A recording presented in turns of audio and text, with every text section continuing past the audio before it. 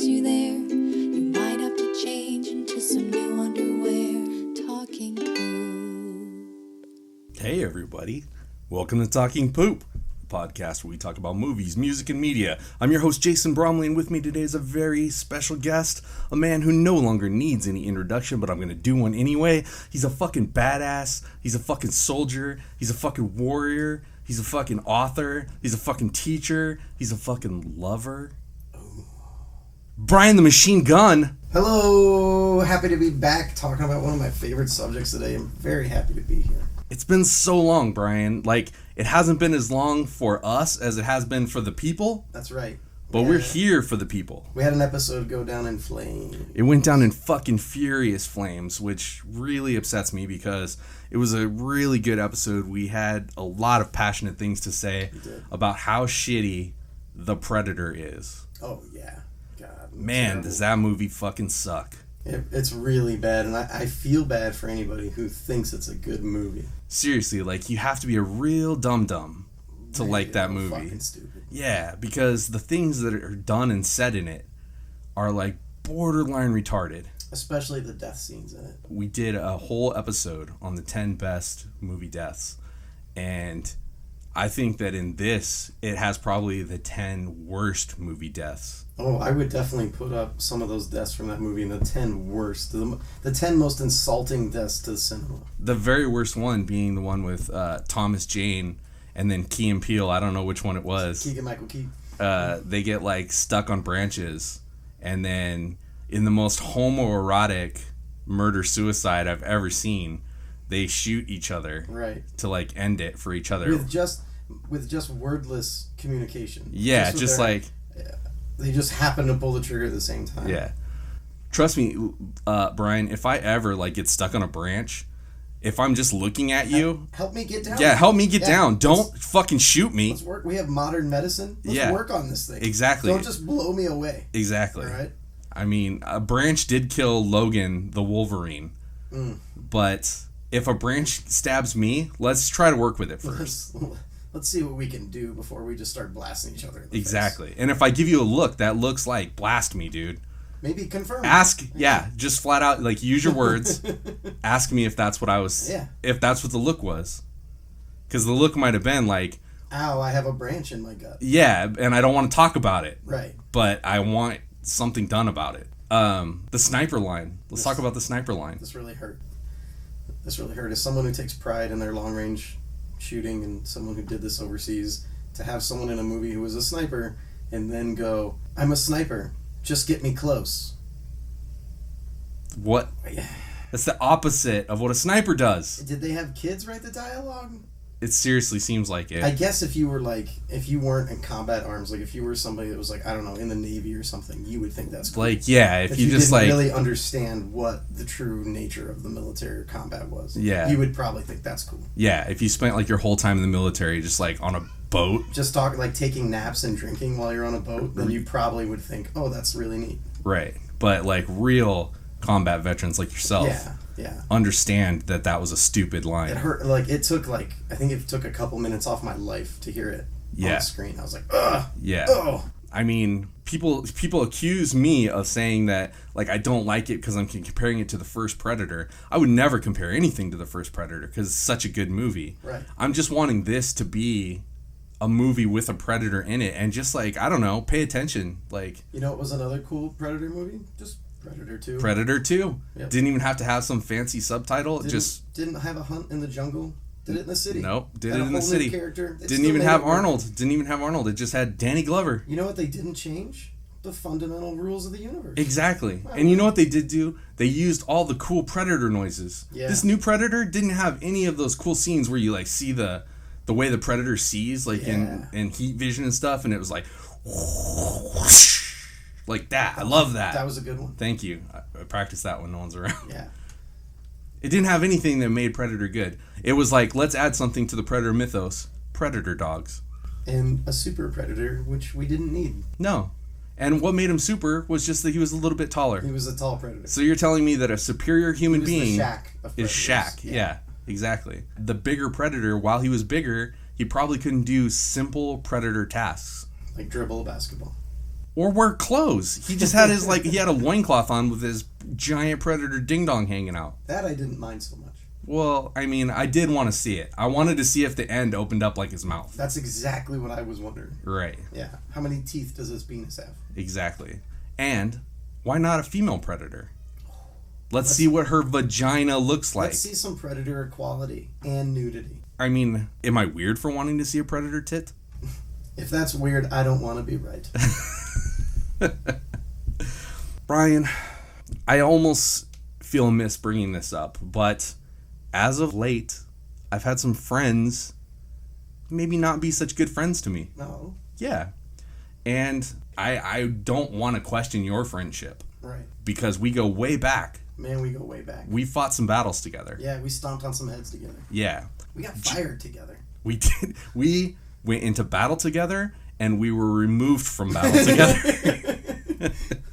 We were asked to stop stomping on heads. We were, at least for that institution. Yeah, just that one. Look, I mean, can you blame me for wanting to make sure that our friendship is as solid as it can be? A little bit. What are you doing here? All right, so I came up with this test.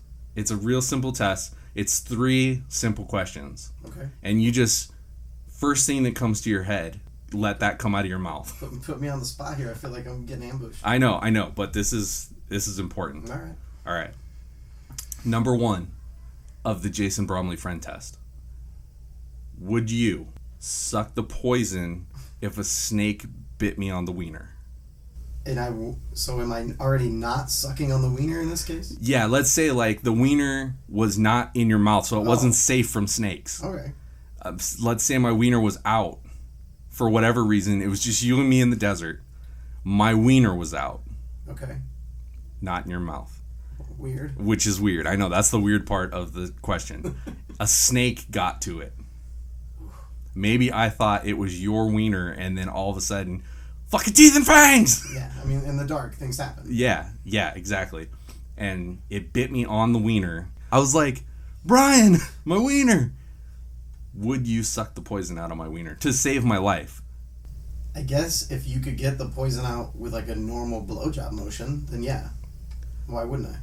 I think you have to harmonica it to get the poison out. I would do whatever it takes to save that wiener. That's what I wanted to hear. All right. You passed the first question. Okay, question number 2. All right. Okay. Again, we're stuck in the desert.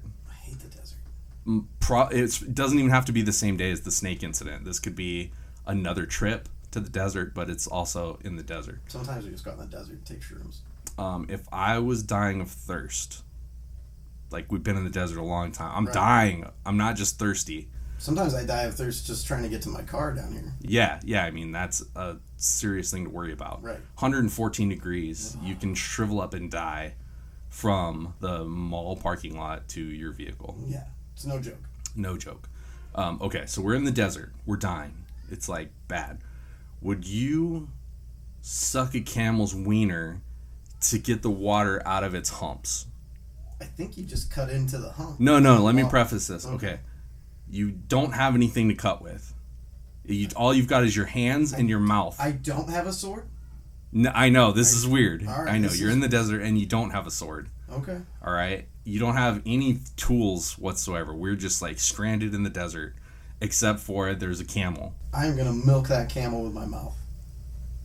Okay, think about this though. It's a long way from the hump to the wiener. Jason, if you're dying of thirst, I will suck that camel till it's just a dried up husk. And I'll just spit it in your mouth like a mama bird. Just... All right.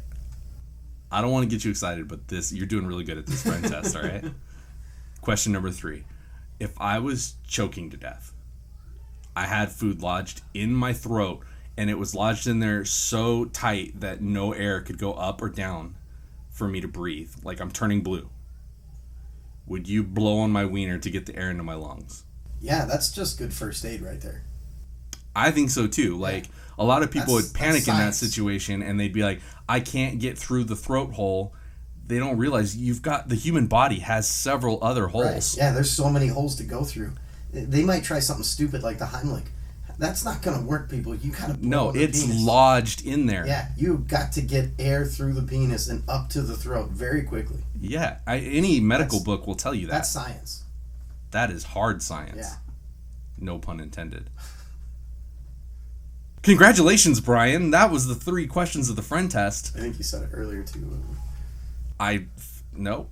No, okay. Perfect. Awesome. You. I'm glad I passed it. Well, I'm glad you passed it, really, because now I'm not nearly as afraid to go to the desert with you. Now we Considering can go hang out and do more stuff together. we live in the desert. Goddamn worst fucking place. It's the worst place. We literally live on the surface of hell. And also, I mean, Maricopa County is the fastest growing county in America right now. Why are people so dumb?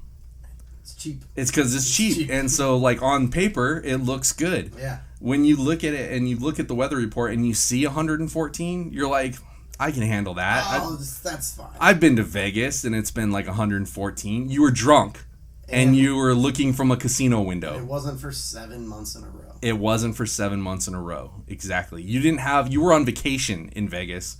You didn't have to have a job where you had to go to it every morning and be just immersed in the heat. And do you know what it's like to be wet all day?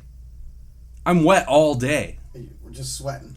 Just sweating. Your balls and your thighs are just in constant lubrication. Everything is chafing. God, I got that monkey butt right now. God damn the monkey butt, dude. It seriously sucks. It hurts, too, after you've been walking around for a little while. And no one wants to blow you when you got monkey butt. No, because you stink. Yeah, it stinks. Like, I go pull my pants down to take a pee-pee, and I'm like, what is that? It is some cheese. That has been festering for a bit. It's awful. And I love the best part. I wake up at 4:30 in the morning, and I go down and I write. By 5:30, when I get in the shower, the water... You can't take a cold shower. You can't take even a warm shower. No. The water is just hot. Yeah. You have to stand out of it most of the time and then just like jump in, rinse yourself off, jump back out to get away from it, put soap in your hair, jump back in. Everything is fucking terrible about it. I was walking past a sprinkler the other day, and I thought, won't it be refreshing to let it squirt me? I was wrong. It was scalding hot fucking water blowing out of a sprinkler And that head. was hot reclaimed water, probably. Oh, yeah, it had doo-doo in it, for sure. For sure. For sure. I have to use my shirt to open my fucking car door because the handle will literally take the skin off my fingers. Put on an oven mitt to go get your trash cans back from the street. Yep. Because they're just fucking baked. Yeah. And not the good kind. Yeah. I have stickers on the back of my car window. And, like, I went the other day and, like, tried to wash my back car window, and my sticker just, like, smeared across the back window. It melted. And that's people's bumper stickers and window stickers I see all the time where they just kind of, like, shrivel up and melt off. It looks like a fucking shrinky-dink. Why would anybody live in this misery? I don't know. I don't know. I have no idea. It's horrible. Brian, we haven't even gotten to what we're talking about today. As per usual. What is this podcast about? My favorite fucking movie of all time, the 1982 Conan the Barbarian, starring motherfucking Arnold Schwarzenegger and James Earl Jones. Man, I love this fucking movie. It's the manliest movie that's ever been created. It is, and you could not remake this movie today. They tried with They Jason tried. Momoa, and you cannot get away with the stuff, all like the rapey vibes and the fucking crazy shit they were doing. You know how many horses got hurt during that movie? Horses getting hit in the face with like prop battle axes and shit. Guys getting tossed, necks getting broken. Arnold punches a camel in the face. Arnold punches a fucking camel right in the head. In the fucking head. I love this fucking movie. It is the manliest movie that ever lived. It's amazing. When 300 came out, I said, holy shit, I think this is the manliest movie. Did not realize at the time, 10 years later, it's one of the most homoerotic movies. Yeah. Conan, no, it is not homoerotic. It's still the manliest, most testosterone-driven film of all time. If you have an erection while you're watching Conan, that's normal. It doesn't mean you're gay. No. The music, just the music when it kicks up. I will say that his name is Basil Poldaris, who did the music. One of the best soundtracks from the 80s for a movie. He lays down an amazing classical soundtrack for this thing. Riddle of Steel, And the opening song I love to write to. I love to put on my playlist in the morning because they get you fucking pumped. If you ever go to the gym and you want something to get you pumped, those are fucking songs you get you pumped. Yeah. And exactly. Like, you can't drive the speed limit if you're listening to the Conan soundtrack. And if the cops pull you over and they hear it, they just let you go. Yeah. They're like, oh, sorry, we didn't realize you were listening to the Conan soundtrack. That's the law. Yeah, we understand. And I think that it can make you stronger and increase your sperm count listening to that. It's true. Yeah, if you are trying to get your wife pregnant or your girlfriend pregnant or whoever you want to get pregnant, and maybe it's just not working out, put the movie Conan on, watch it together, then put the soundtrack on, and just fuck the shit out of them. And you got to be careful because you're probably going to end up with at least triplets. At least. Yeah. I mean, honestly, if you want to get your neighbor pregnant, put on the Conan soundtrack, jerk off into a fan. Yeah. And the fucking, at least 2 or 3 of your neighbors will come up. Because you could end up paying a lot of child support if you do that. Exactly. They're going to wonder why the black neighbor next door is going to want to know why their kid came out white and blonde. Looking like just a little Conan themselves. Yep. Yeah, he's going to come out like, hello, mommy. I love it. And it's Arnold Schwarzenegger's first major role, too. He'd done a few, I think he did Pumping Iron, and which is he's being himself, and he'd done Hercules in New York. But this one, it was the first mainstream thing that the world had seen Arnold in. Definitely, it was his first. It brought him to the world. We were like, holy shit, where did this huge monstrosity of a man come from? Fun fact: he had won Mr. Olympia 6 times, and then he retired and was like, "I'm going to go focus on my acting and all that." And you get to watch him the 6th time he wins it. That's Pumping Iron. And if you haven't seen Pumping Iron, I highly recommend it. It's a great documentary. And it's a great insight into Arnold back in the day. He retires from bodybuilding, which is a year-round sport. Those guys can't take a day off because they immediately start to lose muscle mass and definition and all that. He goes and makes Conan the Barbarian. And he gets so fucking jacked and yoked from swinging these swords and running around and doing all this shit that he goes and wins Mr. Olympia again the next year for a 7th time. It's just... Think of it this way. The man that we see in Conan is a retired bodybuilder. Yeah, that's Arnold Schwarzenegger. Retired. Yeah. That's Arnold when he's retired already, and he's already won it 6 times. And who knows how many more he could have won if he hadn't gone on to make movies. I read, though, that his win was controversial. People said that he was it was favoritism. Well, if you just go watch the movie... And you literally get to see the competition and you get to see his competitors. Yeah. And maybe it's favoritism. Maybe it's because he'd already won it 5 times. But there's a reason he's won it 5 times. He looked better than anybody there, including Lou Ferrigno, who was the new up-and-coming challenger. He looked better. He was bigger. He was well-defined. Every muscle was perfect. He was like a sculptor making a statue out of himself. Careful, I feel like you're getting interruption. I am rock hard right now.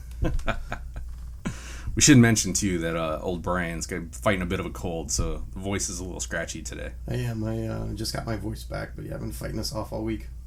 I've got this really good, it's like a ointment or like a lotion that you can take directly into your throat. Is that Dr. Bromley's white root oil?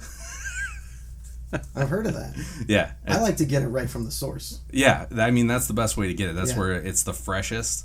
And I've heard that it has a hint of pineapple. Jason always makes me put a blindfold on and just suck it out of a hose. Yep. Hey, Brian, guess what I was eating this week? Strawberries.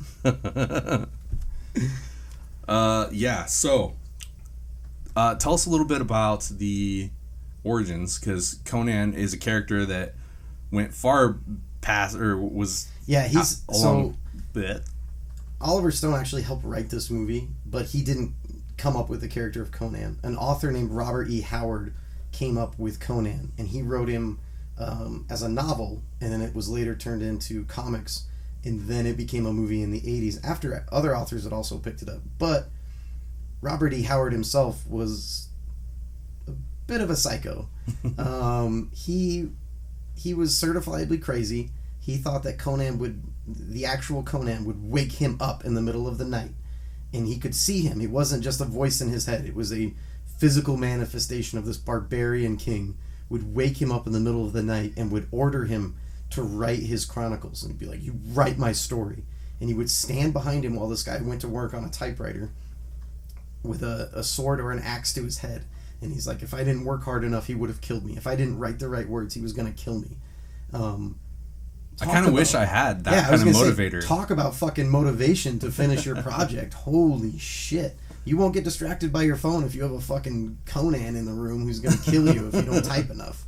But that's where that character originally came from, was from the like psychotic, riddled mind of Robert E. Howard. Yes. And it was later picked up by other authors, including Robert Jordan, who wrote The Wheel of Time. That's becoming a major series on Amazon. It's been a part of like so many people's stories that we're able to pick that up and run with it.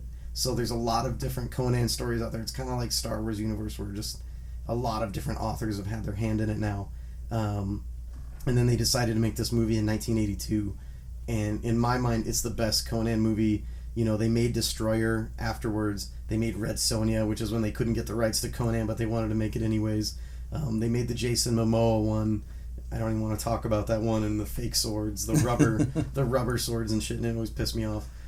This original Conan the Barbarian is the most true to the character.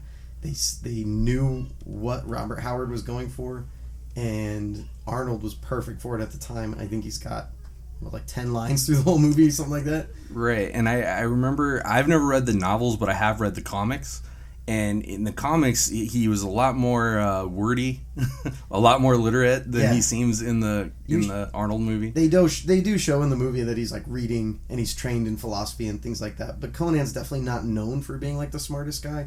He solves problems with his fists. Like, that's what he does. Well, correct me if I'm wrong, but is he not the king of thieves? I was gonna say, even though he's this big, huge Sumerian barbarian, he's actually really light on his feet, and he is a fantastic thief. And that's most of his adventures are him stealing shit. Right. Or getting people out of, he'll go rescue a princess so he can fuck her later. Right. There's a lot of rape in the Conan early, the stuff by Robert Howard. Well, there's some rape in the Conan movie. I was going to say, that's one of the things you couldn't get away with today. No. You couldn't get away with the rapey stuff today, where Conan's in that cage, and they bring in a girl to him, and he was bred to the finest stock.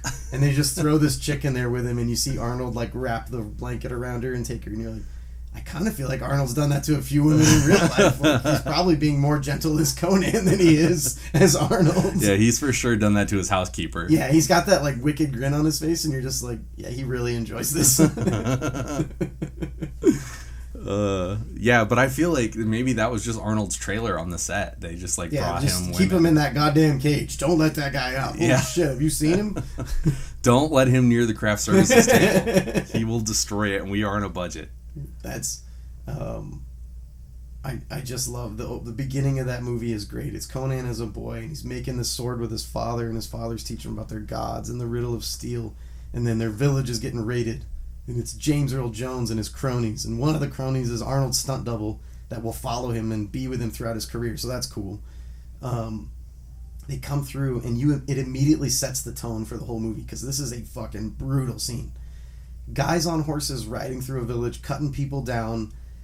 People are getting kicked by horses. People are getting run over by horses. And you're like, this is the fucking 80s. There's no CGI. Yeah. This is not a green screen. Like, this is happening at one point, and you have no idea like how much of this stuff was supposed to happen and what they just happened to catch on film. At one point, a horse falls down like right onto its fucking face, and the rider gets thrown right the fuck off. And you're like, that horse broke his neck. Like, that horse is dead.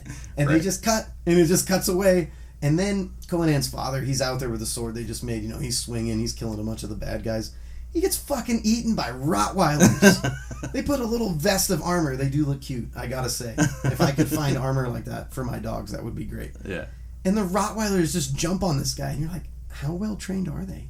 Because they look like they're biting the shit out of him. Well, I also read that like the dogs on this movie were not well trained, and they were dangerous. And at one point, Arnold's running from them. Yes. And he's running for his life because these dogs would not stop. At least Arnold's father, he had like a little bit of padding on his arm, so you could see like he puts out the arm like, oh god, I fucking hope they bite this arm. Like, please bite this arm.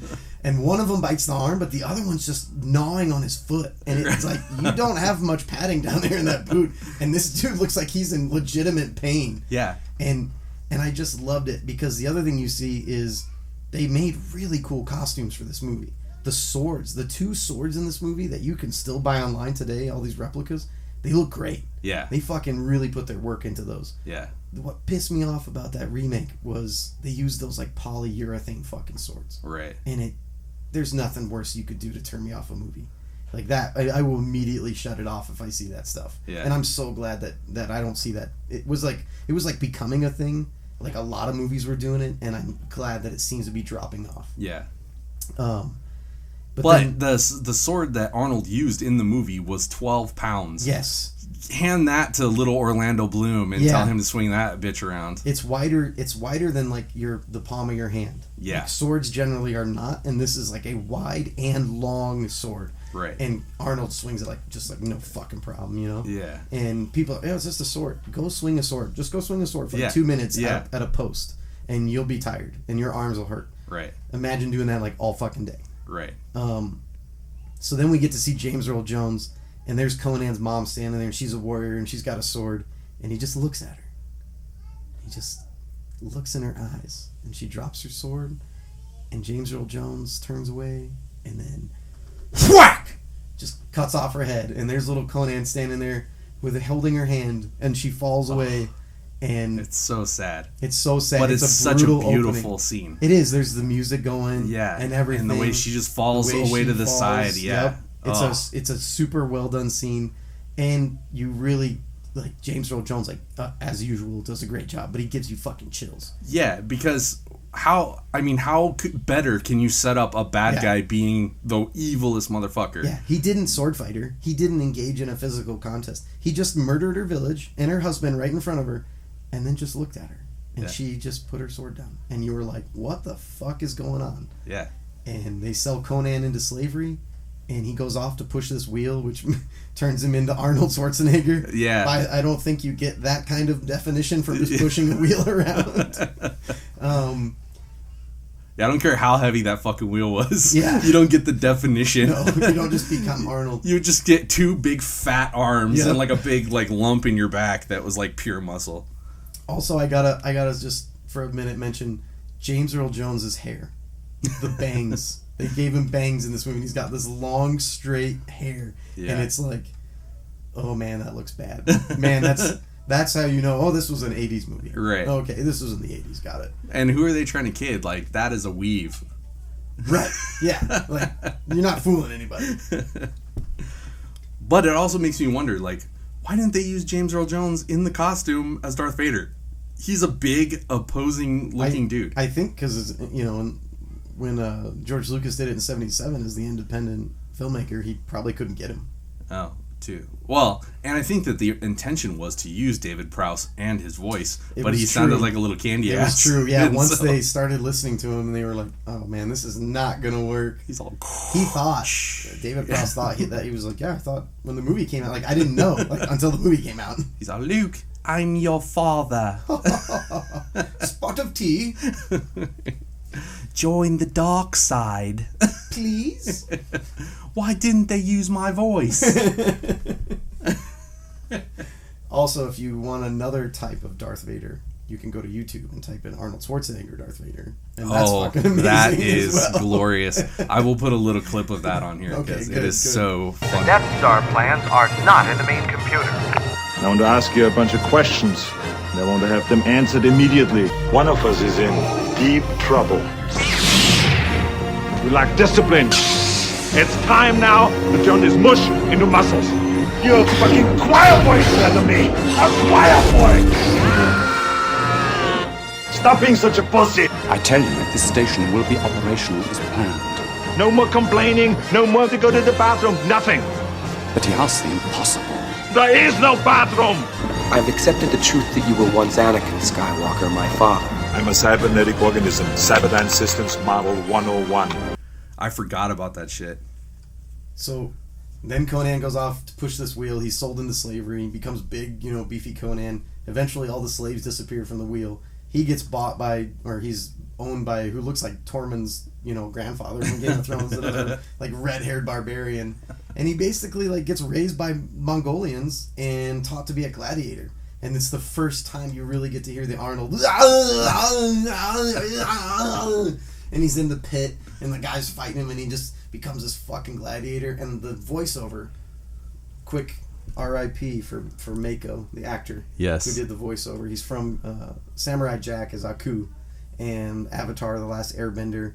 That guy's been in everything. He's one of my favorite actors, and it was really sad when he passed away, but he plays the little wizard in this, and the narrator, and he goes, he began to see his sense of worth. As long as he made the crowd happy, life or death was the same. And it's like, some of us just don't know our sense of worth till we start murdering motherfuckers. Exactly. I feel you, Conan. I feel you. And he gets, they raise him to be this badass warrior, and then there comes the best line in the movie, where he's like, you want to ask me? Bryan, what is best in life? To crush your enemies, to see them driven before you, and to hear the lamentations of the women. If I want that tattooed on my chest. On my penis. Well. I don't know if I could fit all that. Yeah, it would probably just be like, and the limp. And to hear the... You have to get it hard to see the whole thing. Just give me a minute. Hang on, I'm going to show you what's best in life. And that's the tone, man, for the Conan character. Crush your enemies, see them driven before you, hear the lamentations of the women. That's all you need to know about Conan. That's it. Is that is his philosophy. Yep. And they went ahead and they did the same thing with RoboCop. They were like, we need this guy to be a fucking badass. Right. Let's just give him 3 things that are like his life code. And they're not nearly as cool as Conan's. No, but nobody's is. No, nobody's ever could be. Right. But I wake up every morning and I say that to myself in the mirror. Why? I don't know which one, the RoboCop one or the Conan one? Oh yeah, I'm like, must protect the peace, serve the public trust. I wasn't sure. I cannot attack a member of OCP.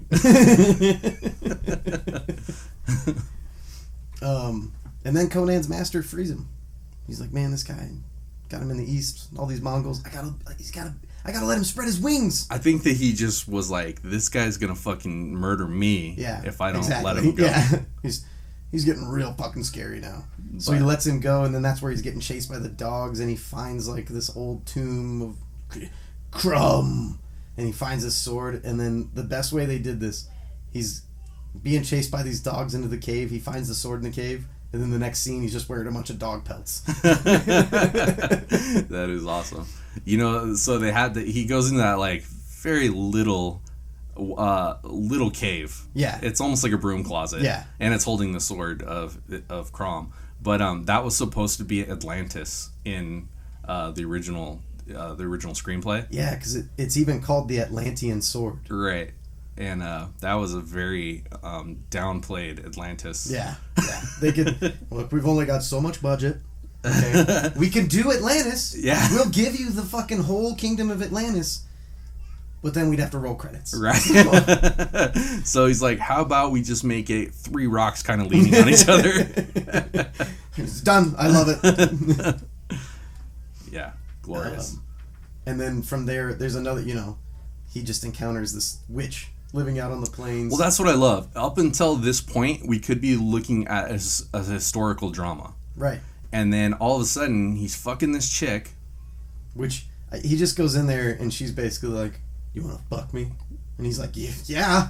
Now, do you think that he went in there and she was like, oh, do you want to fuck me? Or she's like, I'm going to go ahead and offer it before he just takes it. I'm going to make it seem like this was my idea. Hashtag me too. And that's one of my favorite scenes though in the movie is he's just fucking the shit out of her. She's got that guy outside in the cage, which he just ignores. He's fucking the shit out of her, and then halfway through fucking turns out she's a witch. Yeah. And she's like trying to eat his soul or whatever. He just throws her in the fire. Yeah, he just threw her in the fire. Slut! Yeah. He wasn't like, this is weird. Yeah. Just this mid-coitus. Yep. This just right in the fire. God damn it. How am I going to finish now? If you were trying to kill me mid-coitus, I would still be trying to finish. Yeah, like I'd hold her by the throat back a little bit. Yeah, I'd be like, whoa. I'd be like, hang on. There's not much out there that's going to stop me from trying to finish. Yeah. You could show me a picture like midway through coitus. You just be like, this is me, and this is your toothbrush in my butthole. And I'd be like, We're going to talk about that in a little bit. But first. And 1, 2, 3, I'm mad at you.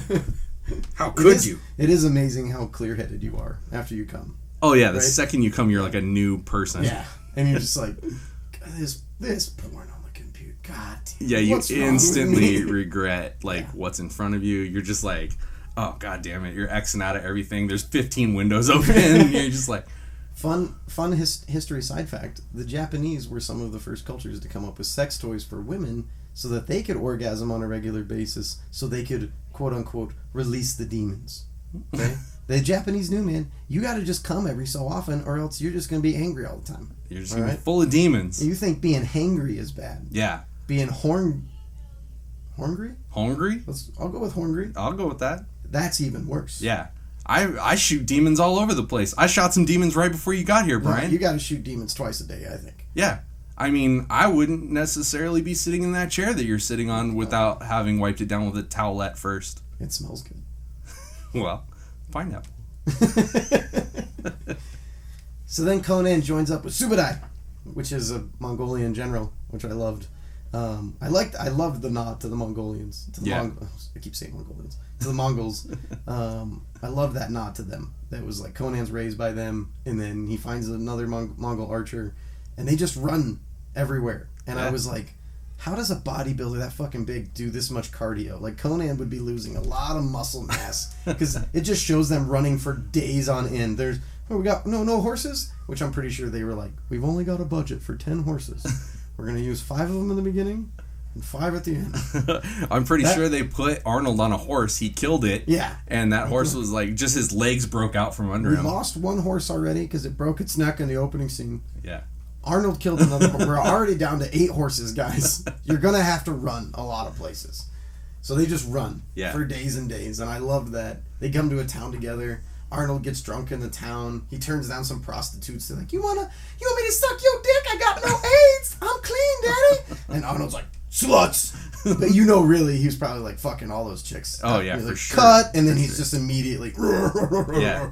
He didn't even have to like remove the costume. No. He just flipped it sideways. You mean the loincloth? Yes. Yeah. He just flipped it to the side. You want this bodybuilder penis? Which, I mean, isn't there a little bit of party? I'm probably going to get the shit kicked out of me by a bodybuilder now. Although, I mean, fuck you guys. I'll bring it on. But, like, isn't there a little bit of part of you that, like, every time you see someone who's a bodybuilder, you're like, you just got a little penis in there. You're just so mad at your little micro penis, so you wanted to make your muscles real big. You got a big old truck, big old muscles, and a little itty bitty penis. You're not wrong. No, it's like every time I see some dude at the gym that's obviously there 4 times a fucking day. Yeah. He's drinking protein powder. He's not even mixing the powder. He's just shoveling it into his mouth. Right. Just like, little itty bitty penis. No matter how buff you get, you can't erase that fact that Uncle Joe diddled you. Like, right. Your muscles aren't going to cover that memory. No. Uncle Joe was a dirty, dirty Joe, man. You sick fuck. God, that's gross. Why'd you do it, Joe? Why, Joe?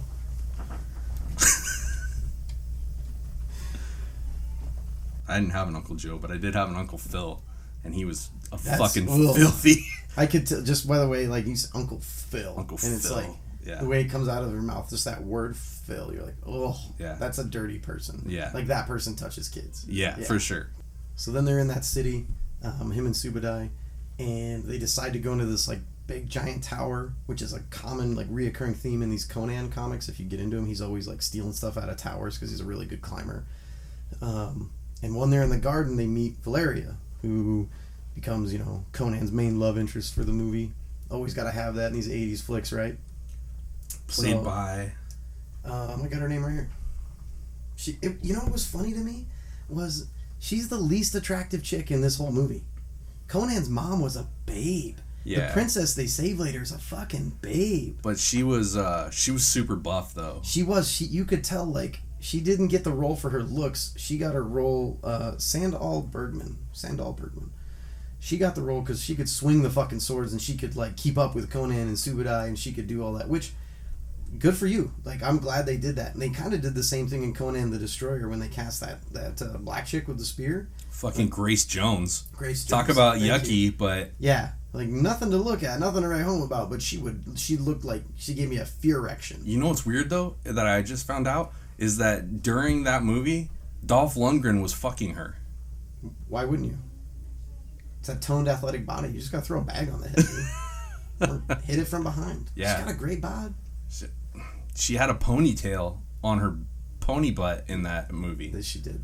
And she had like a crazy warrior thing. I don't know. I'm afraid of warrior women. I like my women a little softer, a little delicater. But sometimes I like, hey, take control. Beat me up a little bit. Oh, I know you like that. Yeah, you do.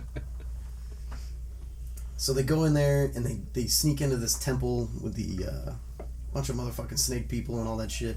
And they steal this jewel and they kill a snake and they get out and they're all happy. Oh, yay!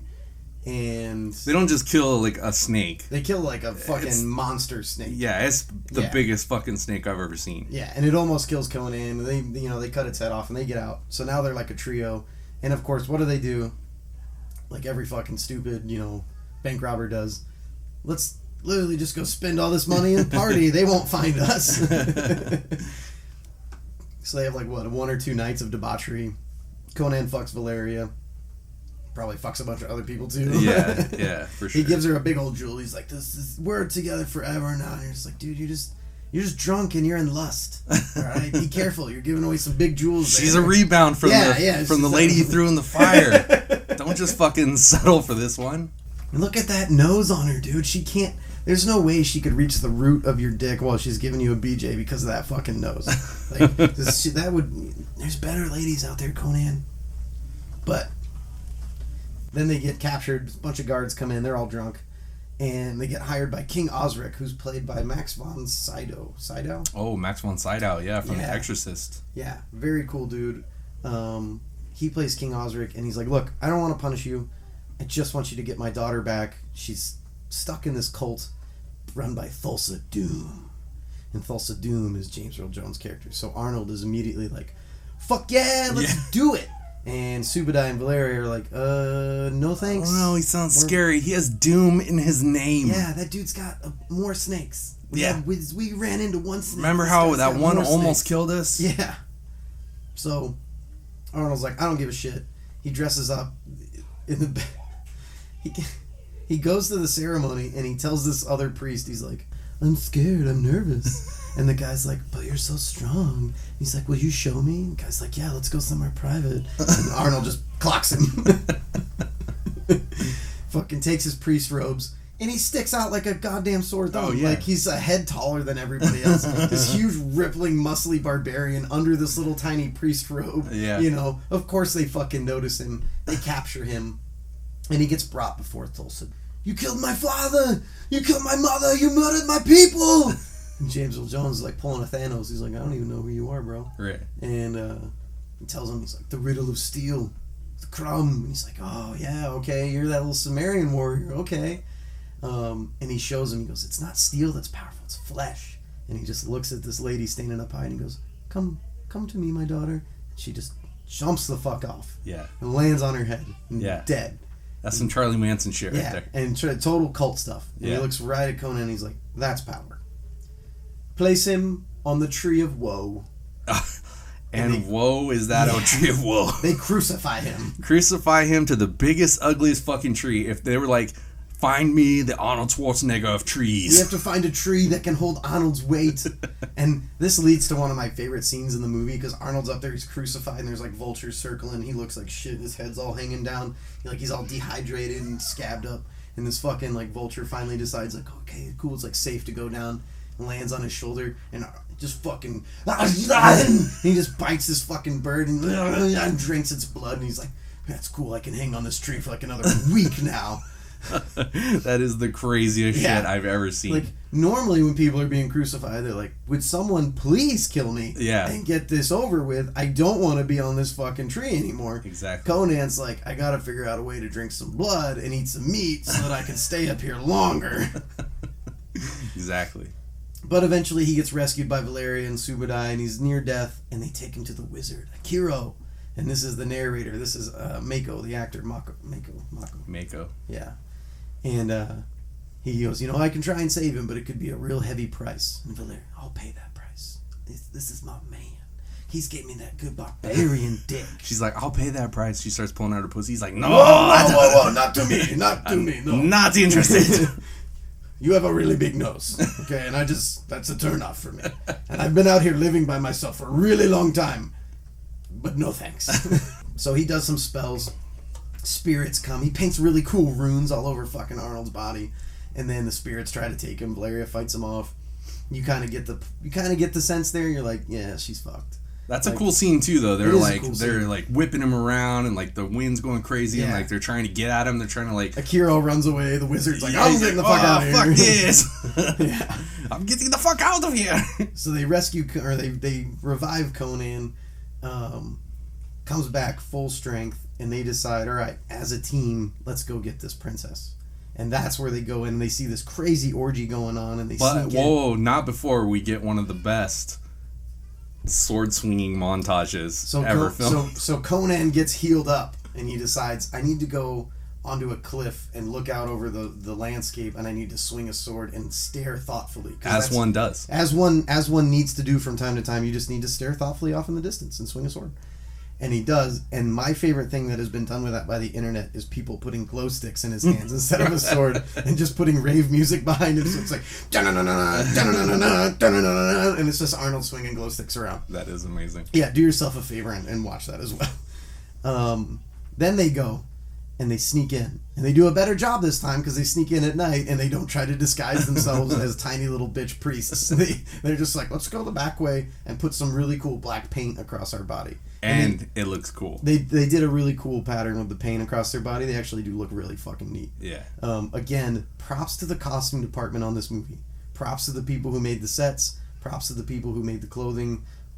Really good fucking job. Yeah. It's a great, well done movie with no green screen, no special effects. Just the shit they had on hand to work with, and they did an amazing job. I hate it when stuff is half-assed. Well, it grounded it in reality. It really did. It gave it this like dirtiness to everything. Everything you could just feel it. Yeah. And that went from like everything looked like big stone and heavy. Everything was covered in dirt, and it was just everything just looked so cool in that. And then the costumes were minimal, right, but awesome. And the villagers look different than the priests, and the priests look different than the warriors. Right. And, everyone had their own unique costume. It wasn't just, put this loincloth on. Well, and what was cool, too, is that, like, it had a realism to it, but everything, including the costumes, were just off enough so that, like, just like the movie, and I think it was because of the special effects limitations at the time, they didn't have a lot of fantasy elements in the movie, but the costuming did add a little bit, and the weapons being a little more ornate. Yeah. Added to that like sense of like mysticism. Yeah, because a lot of 80s movies, the weapons are just kind of like, whatever. Yeah. There might be one cool weapon in the movie, but you can tell like they went to a costume or prop department, they pulled the swords off the shelves. Here for Conan, they're like, we're going to design multiple blades and multiple weapons for the characters, and they're going to look really fucking cool. And they do. They hold up. They're still cool today. Well, yeah, and I mean, if you, like, the Conan sword, the Rambo knife, these are, like, weapons from the 80s that, like, people still want today. Right. And, like, back then, it was all about that. Like, if you went to a sword shop, like, I'm trying to think of other iconic weapons other than, like, a batarang, Right. But, like, I guess, like, the Dirty Harry gun, the Conan sword, and the Rambo knife. Yeah. Those were, like, the big ones, I think. Dirty Harry made people think 44 Magnums were cool. Yeah. And then people went and bought them and shot them and were like, oh, no, I can't handle that. That is impractical. Exactly. So they go in and they break up this, like, cannibalism orgy where they have, like, they have that green stew with, like, body parts in it. They're all fucking... They burst in, they just start chopping people the fuck up. I love it because it's just indiscriminate killing. Like, Conan's not like, I'm just gonna kill the guys that come at me. Conan's like, fuck this whole cult. I'm killing everybody in here. And he does. And they grab the princess. They see James Earl Jones. They see Thulsa Doom. And they go after him. And he changes into a fucking snake. What? And James Earl Jones, I gotta say, looks great as a snake. He does. He does. He looks amazing as a snake. He looks amazing as Darth Vader. He looks amazing as Mufasa. That guy can do it all. He can. And he gets away. He sneaks away through a little snake hole. And then they think they get away, and they're running out. And James Earl Jones pops back up and shoots another snake out of his bow. Doesn't shoot an arrow. He grabs the snake and is like, "You're going to be my little arrow, so get real hard for me." And he does a little foreplay, and he gets the snake hard, and he shoots it out of his bow, and it hits Valeria. And she's like, "Ugh, this is the price I paid for saving Conan." And she dies, and Conan's mad as fuck. Oh yeah. You just went rage mode on this barbarian. Not a good idea to let a barbarian go rage mode. Yeah, you don't care. You don't kill a barbarian's rebound. No. Now he's got to find another. He can't fuck the princess. He's not allowed to fuck the princess, although I think he probably did. Yeah. And so now he's probably just going to fuck the old wizard, because someone's getting fucked. Someone's getting Yeah. fucked. So Conan he's pretty style. mad that there's no pussy. To come in your enemies. To crush their ball sacks and to hear the lamentations of the butthole. What would the lamentation of a butthole sound like? Yep, that about did it. Yeah. God, this is classy stuff. We are in rare form tonight. So then it sets up my favorite scene in the movie, which is where they just tie the princess up to a rock. And they're like, "Come get her, motherfucker. Like, we know you want her, so come get her." And then Subadai and the wizard and fucking Conan lay out a whole bunch of traps and fucking ambush spots in these rocks. And Conan's looking badass. He found some armor. He's looking badass, motherfucker. Subadai's all decked out. They're stashing weapons all over the fucking place. Thulsa Doom shows up with his goons and his fucking cavalry, and they're like, "Let's get that fucking lady back." They go in there, and they're dealing with a rage fucking barbarian, all right? He rolls a natural 20, and he starts killing motherfuckers. This is the part where you see a horse get hit right in the fucking face with an axe. Like, someone fucked up. Someone didn't realize, like, "Oh, I should pull this back a little bit," or someone didn't stop the horse in time. Right. This horse gets blasted in the fucking head, right between the eyes, and that's another instance in the movie where I'm like, that horse is dead. That one's gone. Like, it's not coming back. Right. Side note, I saw a video the other day of they were trying to breed the stallion to a mare, and they didn't tie the mare down, which is a no-no. They just had him out in the open, and she had horseshoes on, which is another no-no while you're trying to breed. And she kicked this like $35,000 stallion in the head and killed him immediately. Oh my god. It sounded like a bell being rung because of her iron horseshoe connecting with his skull. It sounded like someone rung a bell. He falls over, kicks, immediately shits himself and dies. Wow. It was crazy. That's how I felt what happened to the horse in this fucking Conan movie. Was it fell over, immediately kicked and shit itself. Right. And they were like, cut. just keep filming. Can we use that? No? Okay, cut. Conan takes on the goons, including his stunt double. They have these epic, great fucking sword fights for the 80s, great fucking choreography, awesome ambush spot. You really feel like the way they set it up, like these three guys did have a chance against like 15 raiders, because they did set it up so it wasn't just Conan on a hill by himself. Like they did it smartly. Well, and that goes back to Milius, the director. You know, he understood combat. He understood like tactics and tactics. strategy. Yeah, like war tactics. Like he understood that. I hate it in a movie when it's just like, well, the guy, he won because he was the good guy. Right. You know, it's him versus 20 bad guys, but he wins because he's a good guy. Yeah. Well, why? Yeah. Okay. Luck favors the prepared. All right. And Conan and Subadai were prepared, and they laid out all this shit. They did a great job. Conan's got weapons stashed all around. He's got spears to take the horsemen down. He's got that fucking axe he's swinging around. He's got his sword. And at this point, he fights like the head goon guy, and the guy almost beats him. And then Valeria appears as like a Valkyrie. She comes back and like blinds him for just a second, and enough for Conan to like win the match. And he breaks his father's sword. He breaks the sword that gets made in the beginning of the movie, and you're kind of like, oh shit, but he's still got the sword from Crumb, and he's got them both there. And there's James Earl Jones, there's Thulsa Doom standing on top of the hill, and he's pissed off. He wanted that princess back, and Conan's just standing there with both swords looking at him. And he shoots another fucking snake. He's got to do a little foreplay again. He's like, hey, baby, don't get hard for me again. And he gets that fucking snake all hard. And he shoots it at the princess. And Subadai runs up there at the last minute, gets his shield in the way. And then they're all cheering. They're like talking shit. Like, yeah, we fucked you guys in the ass. yeah, and they're all high-fiving and they're doing that teabag move on the dead guys and shit. I mean, I'm sure they were. So James Earl Jones takes off, and Conan follows him and gets back to this cult meeting. And he shows up. He doesn't try to hide this time. He doesn't try to sneak in. He's not disguising himself. He walks right up to him in the middle of this like cult gathering, and Thulsa Doom tries to hypnotize him, tries to tell him, you know, I'm really your father. What I did is what made you. You know, you're a product of me. You should listen to me. You should be my guy. You could be second in command. All this shit. And Conan is the first person in the movie you see resist that like hypnotism, and just whack takes fucking James Earl Jones' head right off. Yeah. And then everyone else in the like cult's like, oh, yeah, I guess this whole thing was kind of dumb. Hopefully my parents will let me move back in. And they just kind of leave. And he burns down the temple. Yeah. And you see him sitting there, and you can kind of... I like the way they did this, because he's sitting there, and you can kind of tell, like, he doesn't feel good. Like, he got his revenge, but he's like, it didn't bring anybody back. No. Didn't help me at all. I still am just sitting here now. I feel like I don't have a purpose. And most, especially in the 80s, most movies don't do that. Right. And a Barbarian movie, least of all, like, that's the happy ending. But you see him sitting there, and you can kind of tell, like, yeah, I got my revenge, but it's not really what I thought it would be. Right. And I thought that was a really cool way to end the movie. He's like, no, I'm here. I'm stuck here with this hard on, and what am I supposed to stick it in? What, am I going to stick it in this dead body? Well, okay. Yeah, it's still probably pretty warm. Any port in the storm.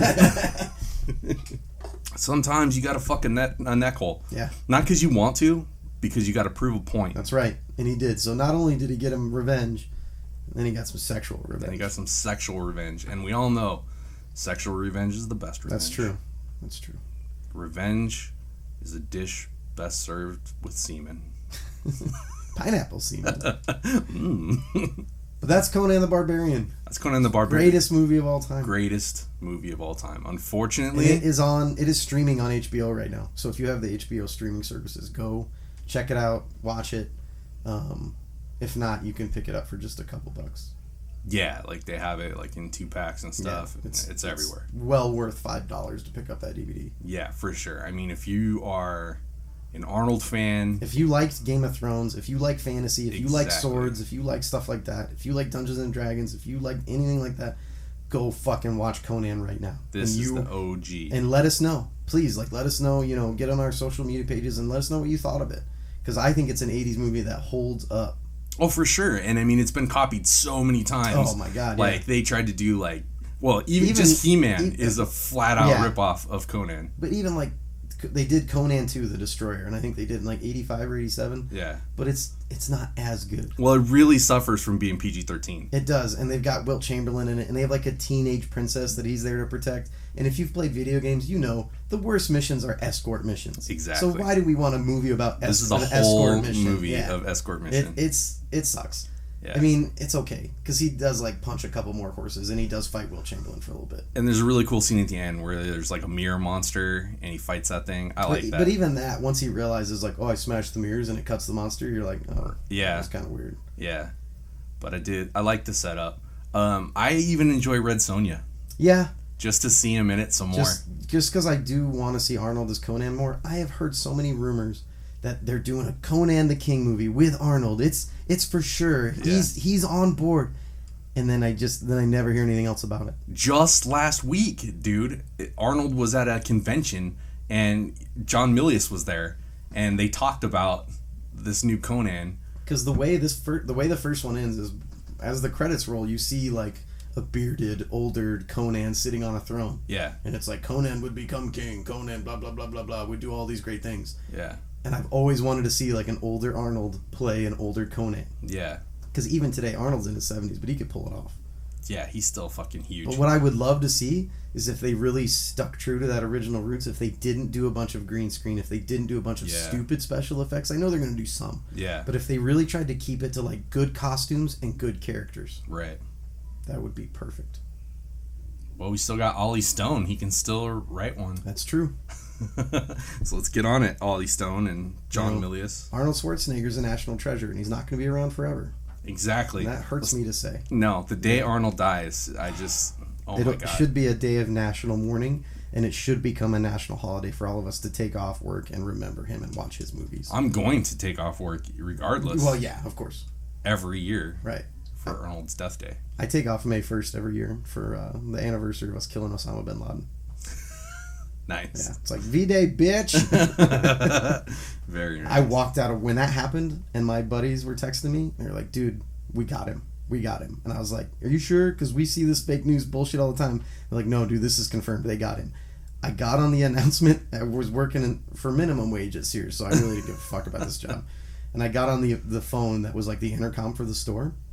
I said, "Ladies and gentlemen, Osama bin Laden has just been killed by the U.S. military. Good night." And I just walked out. I'm sure your manager really, really appreciated that. They didn't give a fuck because they were like, that dude is crazy and he's going to snap at any moment, so I'm not going to say shit to him. This was right after we got fired from the hospital. Right. This minimum wage job at Sears is all I could get. And right. you're going to pay me minimum wage? I'm going to give you minimum effort. I was working, it fucked me because I was working a post at Camp Navajo and it was the middle of the summer and then they were like, oh, there might be some retaliation on that shit. You guys better wear some bulletproof vests. So I had to wear a fucking... And we had like 3 for like 20 officers. Of course. So we had to like... we had to switch off. So I had to take like freaking some sweaty ass officers fucking bulletproof vests and then put that on in the middle of the summer. And you know those things were only rated for 9mm. They're not rated for... yeah, it's the smallest like handgun caliber. It's not rated for AK-47. Yeah. It's not rated Somebody for could have walked else. up and just stabbed me with a nail file and I'd be dead. Oh, yeah. Yeah. Yeah. We got some pieces, like extra pieces of armor in Afghanistan. They're like, these attach to your vest. And there was one that like hung over your crotch and there was like an extra neck piece and you could just push a knife right through them. And we're like, what the fuck is this? Like, if you don't have that like ballistic plate behind it, like, don't even bother. Right. That's what I'm saying. Don't even bother if you ain't got them ballistic plates. Yeah. I got a really nice set of ballistic plates with Elvis on them. Those are good ones. You're going to want to keep those. Yeah, they're collector's items. Brian, I think we did it. Yeah. We fucking did it again. I mean, we do it every week. We fucking kill it. We just crush it. Yeah. That brings us to our weekly segment.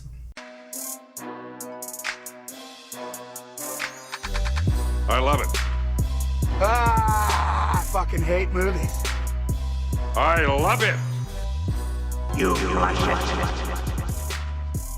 I want it. Are we gonna flush it or are we gonna flaunt it? Let's do both. Let's do both. Bop, bop, bop, bop, bop, bop. You wanna go? Flush it or flaunt it. Flush it or flaunt it. Yeah, so I'll start with my flush it. My flush it is a show. My wife's gonna be pissed off because she's been waiting to the show lately, which is how I know about it. But my flush it is a show called Lucifer, and it's on Netflix, and it's garbage. Fuck that show, It's dude. a fucking hot mess of garbage. Yeah, it is. I watched one. I take offense at the writers who were like, let's take this amazing villain. Let's take the villain. The villain. Yeah, Lucifer himself. Yeah. And let's make him solve crimes with a detective in L.A. What kind of fucking stupid shit was that? Yeah. This immortal being suddenly cares about homicides in Hollywood. It must have been Free Coke Day when they like pitched that. I don't know how they didn't get laughed out of the room when they pitched it. Exactly. Like they pitched it and someone said, yes, let's do this. That's a good idea. What the fuck? Yeah. I don't know. You ruined, you're literally like shitting on the character of the devil. Sometimes I feel like a show goes beyond its premise. Yeah. This one doesn't. No. And why would the devil help cops solve crime? I feel like every time he'd catch a murderer, it'd just be to give him a high five. Right. Be like, thanks, bro. Why? I'll see you in hell. What motivation does the devil have to solve crimes? It's really stupid. Right. And apparently he can like only be hurt when the cops are around.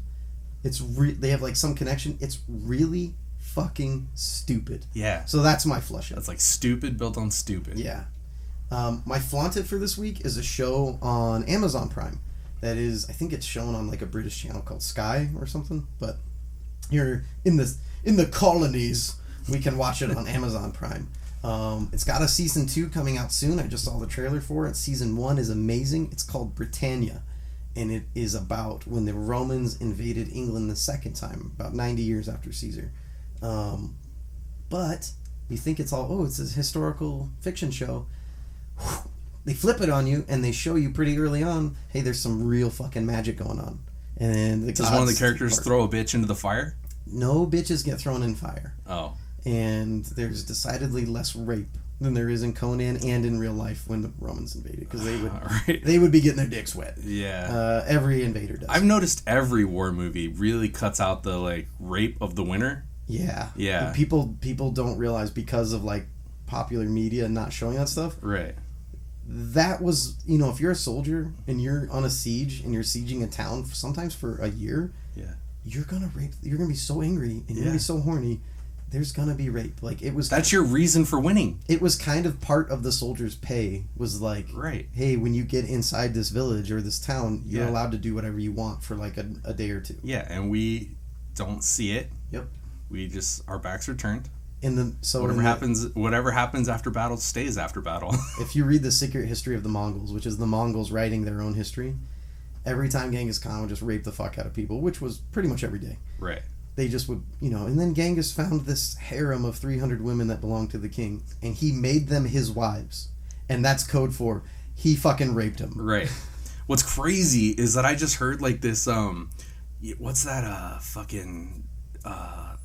the DNA testing thing, Ancestry.com or Me in 23 or something, that they are finding that almost like 90% of humanity has a little bit of Genghis Khan's semen in it. It's 0.006. It's 16 million people are living descendants of Genghis Khan. That's how much that guy fucked. Yeah. He also killed a lot. He killed enough people to lower carbon emissions when he was alive. Like, he actually helped global warming because he killed so many people that just them breathing lowered the carbon dioxide emissions. That, we're looking at like 40 million people possibly. We need a Genghis Khan. We need a new Genghis Khan. I nominate you, Bryan Gunn, for Genghis Khan. Wow. First of all, I'm honored and I am humbled, and I accept the nomination. I'm gonna book a flight to Mongolia right now. Nice.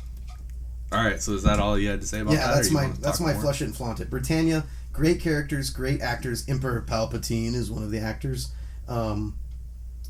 and the magic is a really cool, original, fun system that you don't see a whole lot. It's not just like bullshit magic. It's actually pretty original, pretty creative. Nice. Yeah, and I really like some of the stuff that they do with the characters. There's a scene where 2 Roman legionaries desert and they run away, and they find this like shack that once belonged to like a druid, so, you know, someone who could do magic, and they find his like stash of magical powders and mushrooms and stuff. So they just start trying stuff, and they just start eating stuff, and they're like, "You feeling anything?" Like, I don't feel shit. Let's try this one. And then they get really fucking high, and they go on a trip, and they're like, everything's all colory and expanding and all this shit. And like 4 months go by in the rest of this year. You leave them behind. 4 months go by, and then it comes back to them, and they just have these long ass beards, and they're still sitting in the hut, and they're still just trying different drugs. That's awesome.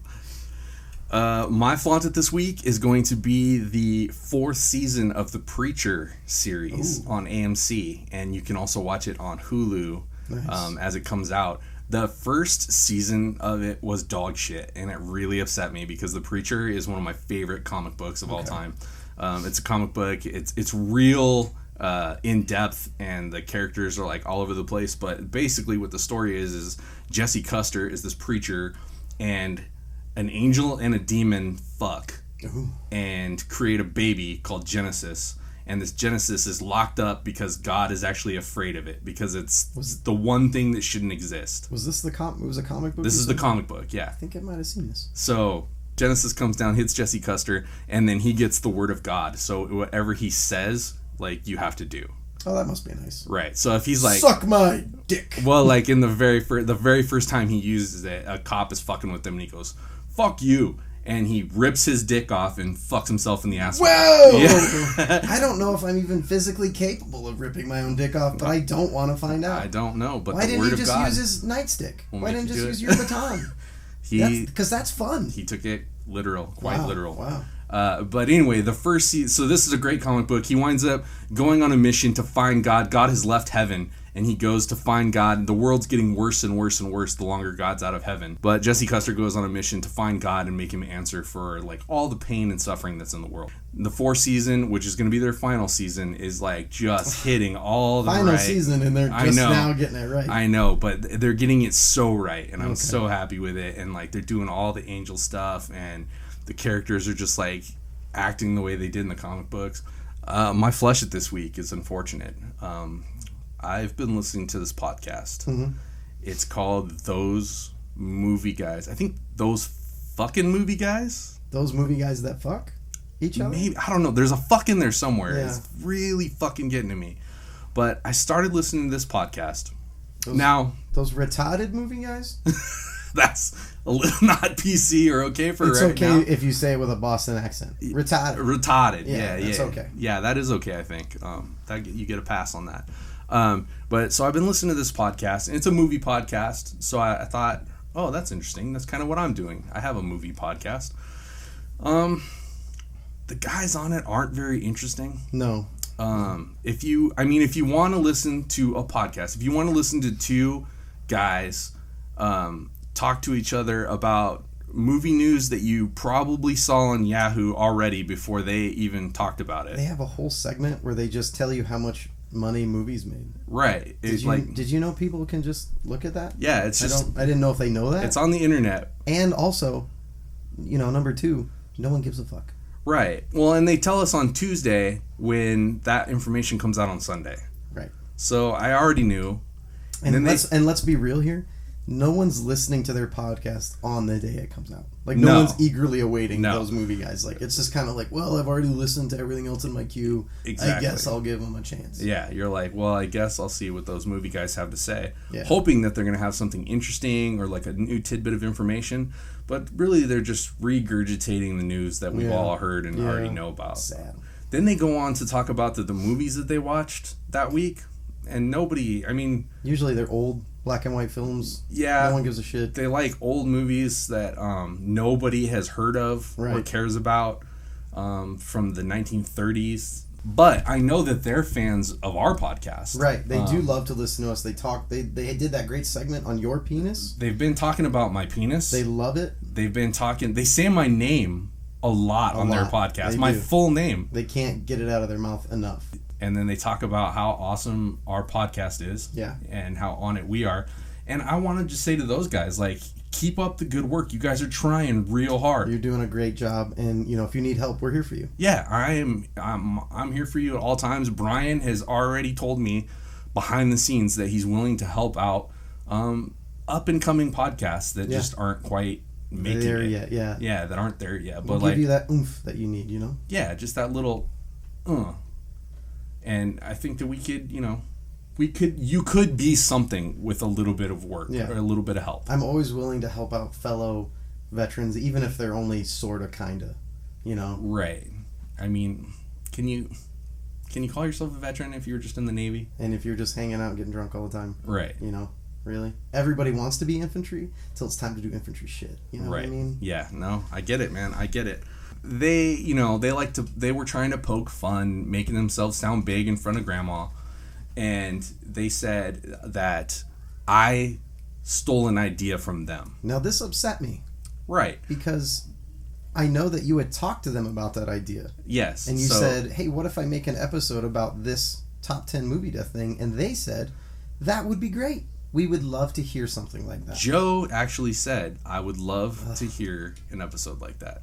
God, that name makes my skin crawl. Because of that, my dirty Uncle Joe. Right. And Uncle now it's Joe. like everyone named Joe is and then just creepy. Dirty or Uncle Phil. Yeah. Phil. Ugh. Uncle Phil. Phil. Ugh. Ugh. So, anyhow, they sort of like tried to poke fun at me and say that like I stole their idea for an episode. Yeah. Because they did the top 10 deaths in horror movies. I said, why don't you do a real podcast and do top 10 deaths in movies? Yeah, because their 15 listeners wanted to hear, real movie deaths. Right. I thought that they would enjoy that. So they accused me, though, of stealing that idea. And right after that, I noticed that Dirty Uncle Joe, regular Joe, stole my idea from our Star Wars episode and started talking about stuff that I had talked about in detail on our Star Wars episode. You did. As if it were his own idea. Right. I do recall you mentioning that before. Yeah. Joe said that he... I love to reading those all the episodes. Star Wars books. I specifically talked about the Legacy of the Force series and how Disney should have used those stories because they have Han and Leia's kids, and it's a much better storyline than the bullshit we have now in the movies. And then here comes Joe accusing Jason of stealing, turning right around and going, I just happened to listen to this book the other day that's not canon anymore, but I still went and bought it, and I just loved all this shit. And I thought, you dirty uncle motherfucker. But you know what? I just want him to know there's no hard feelings. I get it. Sometimes little dogs like to bark at the big dogs. Yeah. I understand. Like, that's just the nature of the thing. But we're going to do a new segment on this podcast that's completely new and has never been done before. And it's called What Have You Been Watching? Brian, what have you been watching? You know, I watched this movie the other day called Mighty Joe Young. And just the main character was a real piece of shit. Weird. Yeah, Joe Young, Mighty Joe, real slimeball. Not real mighty? No, not at all. I agree. Pretty weak movie all around. Okay. Yeah. All right. Well, let's see. I watched a movie this week from 2001. It's called Joe Dirt. And basically the main character Joe is a real piece of shit. The mullet and you can the way you can smell that character through the TV. It was just is like sort of like how you can smell that certain podcaster. Right. Yeah. Yeah. It's about a guy that's just pure white trash. Just garbage. Just a piece of shit person. Yeah. And we're supposed to watch an entire movie with this guy as the main character. Also, he wanted to fuck his cousin. I think he did. That's right. Fuck his cousin. I think he did. He's a cousin fucker. He's a cousin fucker. Joe is a cousin fucker. Joe fucks cousins. I mean, that's just... Yeah. That's basically what the movie was about. What else have you seen this week, Brian? I was watching Joe versus the Volcano. It was garbage. Was it? Yeah, that main character, again, what a waste of time. Who was the main character in it again? Joe. And it's like he didn't even have two brain cells to rub together. Weird. Trying to fight a volcano. It was versus the volcano. Yeah. Who won? The volcano. The volcano. Yeah. Because it was smarter than Joe. Right. Well, and Joe's a pussy. Real pussy. Like the biggest fucking pussy I've ever heard of. Yeah. I remember watching that movie and thinking, man, this movie would be good if Joe wasn't such a fucking unlikable bitch. Right. Unlikable is all I can say about Joe. Yep. From the Volcano movie. What else have you seen this week? I watched Meet Joe Black. Really? Yeah. And how was that one? Garbage again. I've been watching a ton of garbage movies lately. Yeah, man, that sucks. I just can't seem to shake it with these terrible characters. Unlikable. It looks like they're impotent, like they can't even get an erection, is the feeling I get when I watch those characters. I get that feeling too from Joe. Yeah. In Meet Joe Black. Yeah, like Joe can't get it up. Yeah, like I look at him and I'm like, that Joe cannot get his dick hard to save his life. Not to save his life. And then I found out that in that movie, he was he was a regular guy, just a regular Joe. Yep. And then he's walking across the street and with a cup of Joe in his hand. Just walking down the street with a cup of Joe. And he gets fucking mowed over by a car. It was the best part in the movie. I've never seen a more satisfying scene. It was if the movie just ended there, it would have been great. Pure Joe Street Pizza. Yep. That movie should have been called Meet Joe Street Pizza. And it would have been a much better film. Way better. Unfortunately, it just degraded into him like eating peanut butter and being a fucking weirdo. And then if I'm not mistaken, he kills Anthony Hopkins. Murders National Treasure. So Joe, Meet Joe Black is just Meet Joe Don't Bother, huh? Yep. Don't bother. All right. Let's see. Next on my list, I watched Joe Kidd from 1972. Oh, I haven't seen that. How is it? Well, so Clint Eastwood plays Joe Kidd. Mm-hmm. I love Clint Eastwood. He's great. But in this part, strong name. Very strong name, a very strong man. Yeah. But him playing Joe Kidd really upset me. Yeah. I'm really losing my boner from talking about Conan because we just keep talking about all these terrible jokes. I know, all these bad movies that we saw, but I saw another one called Killer Joe Oh, how was that? It sucked. Oh, yeah. It made me want to kill myself. Yeah. Joe will do that too. Killer Joe. Yep. Made me want to kill Jason. You know, he's kind of like that energy vampire from What We Do in the Shadows, where he just like he sucks the life force out because he's so boring. Right. No. That's what Joe reminds me of. Yeah, I thought that too. I would rather shoot myself in the dick than spend 5 minutes alone with Joe. Yep. So that's what we've been watching this week, you guys. Have you seen anything else that you wanted to talk about? No. Yeah, no, me neither. Those are just that small list of films that I watched. Just that completely random list. That totally random. But unfortunately, we didn't see any good movies. No. All right, so that brings us to our next segment: Fuck, Marry, Kill, Fight. Fight! Tell me who you'd fuck, marry, and kill. This game is the definition of thrill. You have to pick, you have to choose. If you don't, you will lose. Tell me who you'd fuck, marry, and kill. Who you'd fuck, marry, and kill. God, I hope I don't have to fuck with it. Oh, buddy. I'm pretty confident. This weekend I fought a 350-pound offensive lineman from NAU. Jesus. And for fun. We didn't get into a fight. We do this for fun. Yeah. Let's talk about this. Yeah, I didn't just go up and pick a fight with an offensive lineman. I'm not fucking stupid. No, you probably did. Well, yeah. And when you say that this was just for fun, it's fun for you. Yeah. Because I've been on the other side of you picking fights with me, and you're just like, we're just wrestling. But I wind up bloody or bruised or hurt. You're not very good at it. Well, I mean, you're okay, but I've been fighting people a long time. Yeah, no, you're a fucking man beast. But I'm just saying, like, that's why the other guy know yes. that we were playing games. So I will say the other guy, I'll give a shout out to Kevin because he's a fucking warrior. He's been doing jiu-jitsu for several years. He's been boxing and shit, and he'll take me to task. Right. He's my favorite guy to train with because I can't outmuscle him. He's way fucking bigger than me, and I'm bigger than most of my friends, but not him. And he's got great technique. So I do like fighting bigger guys, but God, I hope I don't have to fight Conan this week. Well, that's kind of up to you because this is a game of choice. I'm gonna fuck him so hard. And here are your choices: Fuck, Marry, Kill, Fight. Conan the Barbarian. Fuck. Mako. Ooh, maybe fuck. James Earl Jones. Ooh, also maybe fuck. And your final choice: Grace Jones. She's not even in the movie. She's in Conan the Destroyer. God damn it. God damn. Those are really difficult choices you gave me this week. Hey, man. This game's not for the light of heart. I'm going to fuck Mako. Really? I'm going to say that one because I want to hear him. I want to hear his sexual sounds. That guy has... I also want to hear James Earl Jones' sexual sounds. Oh.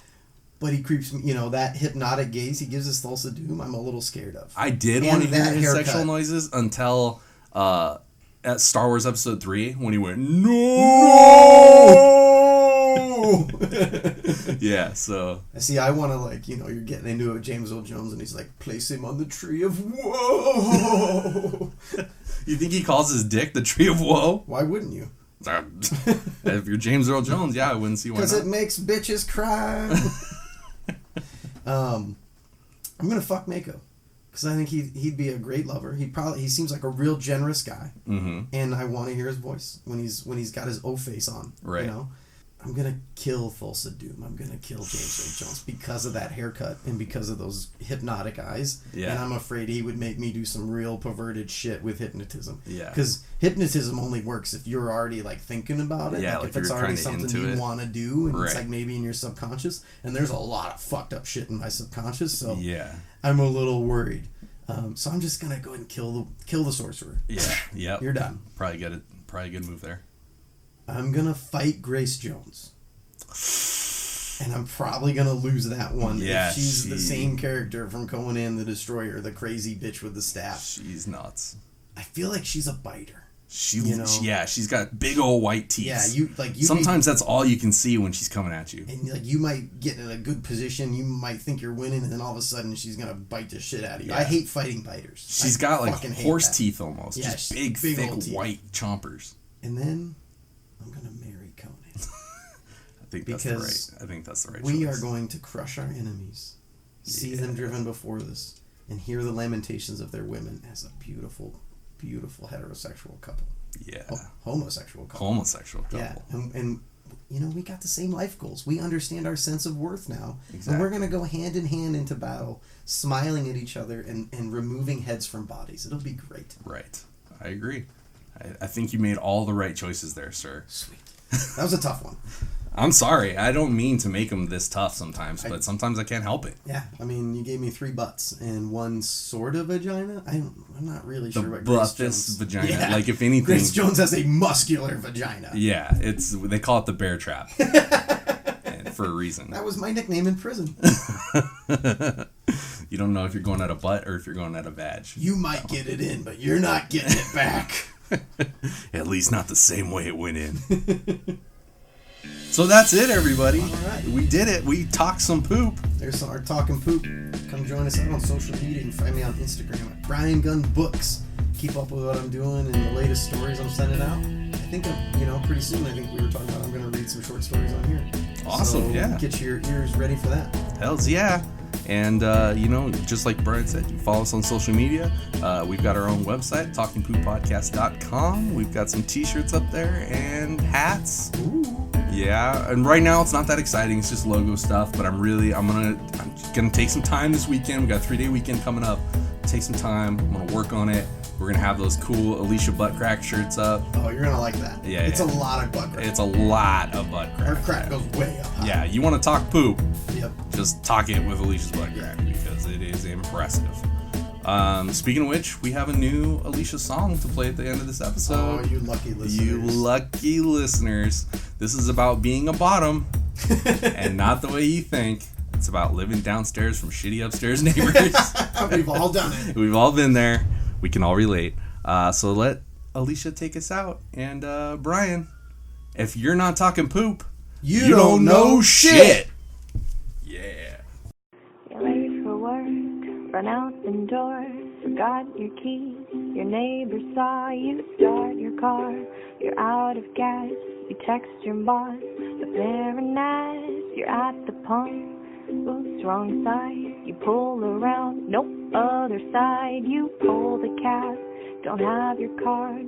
You yell and curse because life is hard. Hey, it's okay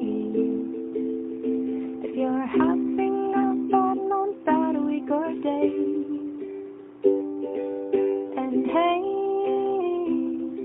it's okay if you're having a bad week or day.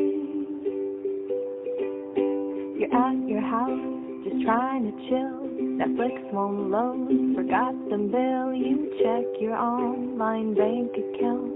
The notice says the website's down. You're browsing on the interwebs. Your phone shuts off because instead you're reaching for your charger cord, but you left it on a hotel floor.